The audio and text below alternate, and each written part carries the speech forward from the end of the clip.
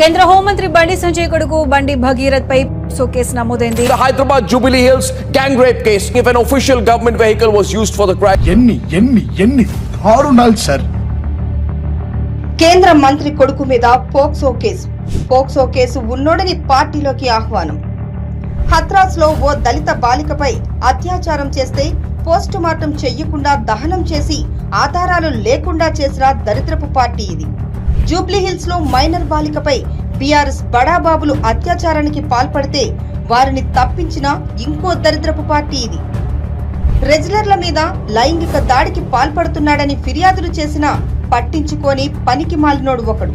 దుర్గం చిన్నయ్య అనే BRS MLA Shejal అనే బాలికను వేధిస్తున్నాడు అని ఫిర్యాదు చేసినా కనీసం చర్యలు తీసుకొని ఇంకో పరమ నీచుడు వీడు. తనపై అత్యాచారం కేసు వేసిందని ఆమె కుటుంబాన్ని అంతం చేసిన క్రూరుణ్ణి కాపాడిన కర్కోటకుడు ఒకడు. బీఆర్ఎస్ ఎమ్మెల్యే కొడుకు దగ్గరికి సాయం కోసం వస్తే సాయం అడిగిన వాడి భార్యను పంపు అని బలవంతం చేస్తే లొంగలేక కుటుంబం మొత్తం ఆత్మహత్య చేసుకుంటే కనీసం పట్టించుకొని నీచ దొరలు వీళ్ళు. నీ సమస్య తీరాలి అంటే నీ భార్యను తీసుకునే హైదరాబాద్ రా.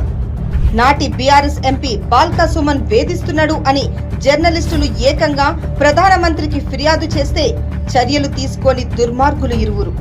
రేపిస్టులకు టిక్కెట్లు ఇచ్చి మంత్రులను చేస్తున్నది ఒక పార్టీ, లైంగిక వేధింపులకు పాల్పడితే శంకర్ నాయక్, రాజయ్య లాంటి వాళ్లను పెంచి పోషిస్తున్నది ఇంకో పార్టీ. మహిళలను వేధించే నీచులను వెనకేసుకొస్తున్న ఈ నీచపు పార్టీలను బొంద పెడితే గాని మన రాష్ట్రం, దేశం బాగుపడదు.